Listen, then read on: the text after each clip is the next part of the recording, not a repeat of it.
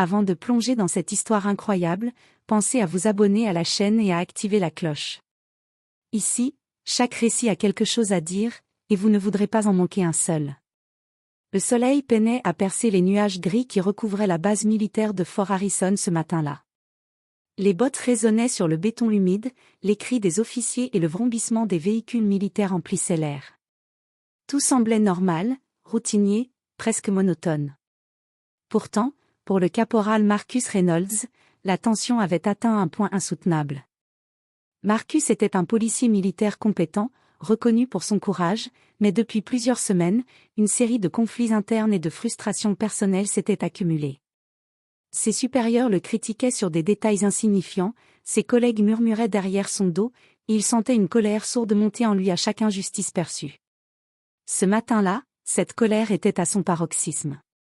Dans le couloir isolé menant au bureau du commandant de la base, Marcus avança, les poings crispés.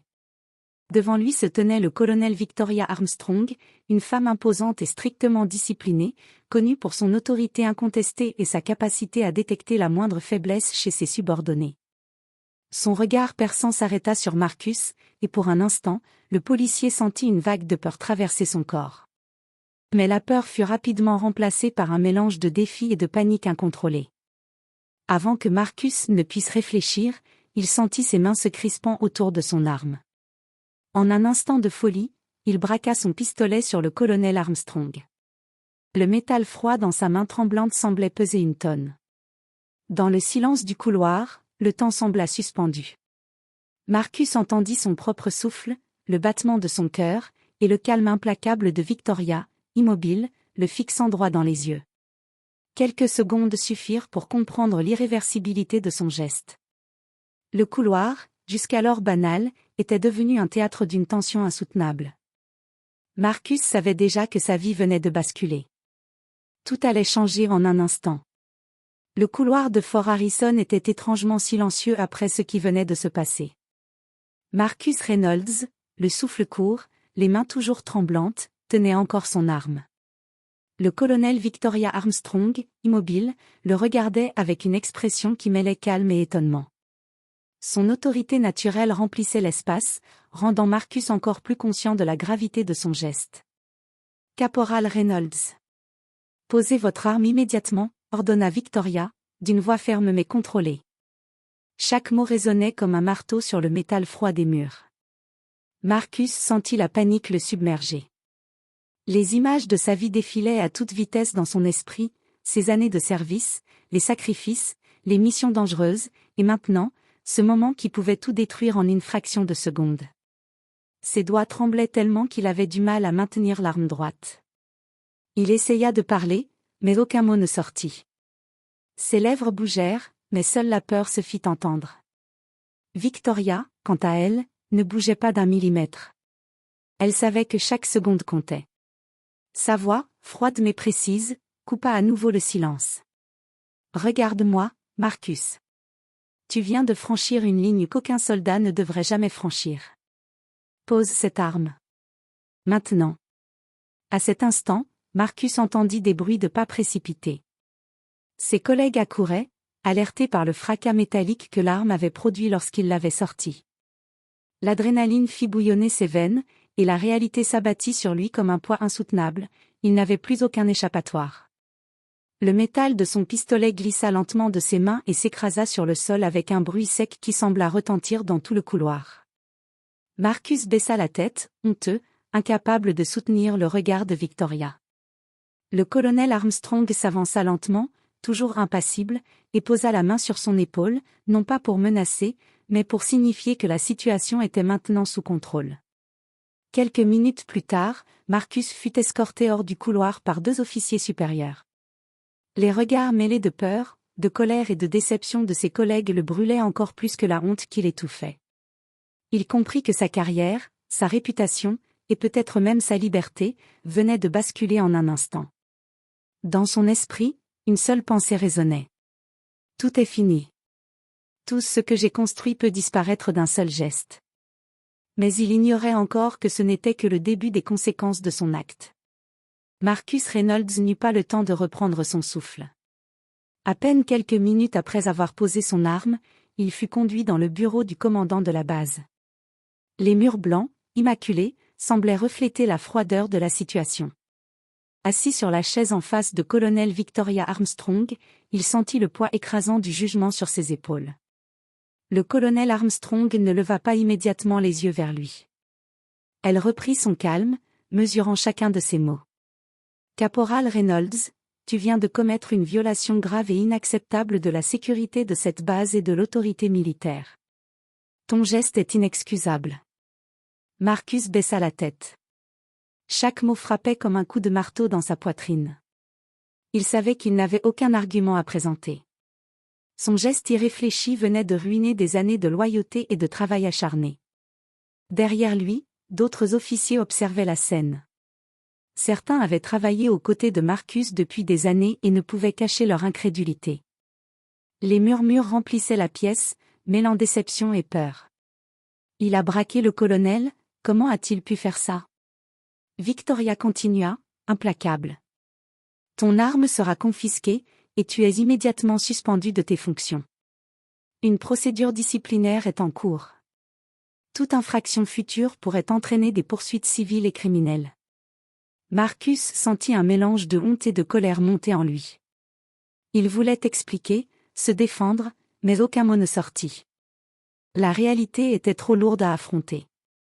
Chaque seconde semblait durer une éternité. Il avait l'impression que tout son univers venait de s'effondrer autour de lui. Alors qu'il quittait le bureau, escorté par 2 officiers supérieurs, il croisa les regards de ses collègues. Certains détournaient les yeux par gêne, d'autres le regardaient avec une froideur qu'il n'avait jamais connue. Marcus réalisa qu'il avait perdu bien plus que son emploi, il avait perdu la confiance et le respect de ceux qu'il considérait comme sa famille militaire. Dehors, l'air frais de la base ne lui apportait aucun réconfort. Le bruit des véhicules et des exercices militaires continuait comme si rien ne s'était passé, mais pour Marcus, le monde avait changé à jamais. Une seule pensée l'obsédait. Comment ai-je pu tout gâcher en un instant? Et pourtant, ce n'était que le début. Les jours qui allaient suivre allaient le confronter à des conséquences encore plus cruelles et irréversibles. Quelques jours plus tard, Marcus Reynolds se tenait devant le tribunal militaire de Fort Harrison. La salle, austère et silencieuse, semblait avaler chaque bruit.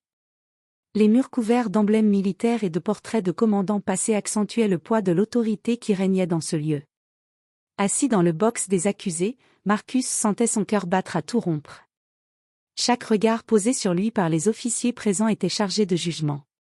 Il savait que cette audience déciderait de son avenir, voire de sa vie entière. Le colonel Victoria Armstrong entra, impeccablement vêtue de son uniforme, et s'installa à la place du témoin. Elle regarda Marcus avec un mélange de fermeté et de calme implacable. Sa voix résonna dans la salle. Le caporal Reynolds a braqué son arme sur une supérieure hiérarchique, mettant en danger la sécurité de la base et la vie d'autrui. Un tel acte ne peut être toléré. Marcus écoutait, le visage blême, incapable de trouver des mots pour se défendre. Il savait que la vérité était contre lui, que chaque action irréfléchie, chaque moment de panique, était désormais gravé dans le dossier officiel.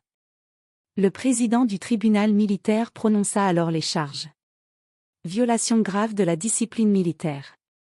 Mise en danger de la vie d'un supérieur hiérarchique. Usage inapproprié et dangereux d'une arme à feu. Le silence tomba dans la salle. Chaque mot semblait frapper Marcus comme un coup de tonnerre. Après quelques minutes de délibération, le verdict tomba. Révocation immédiate de son grade. Exclusion définitive de toute force armée.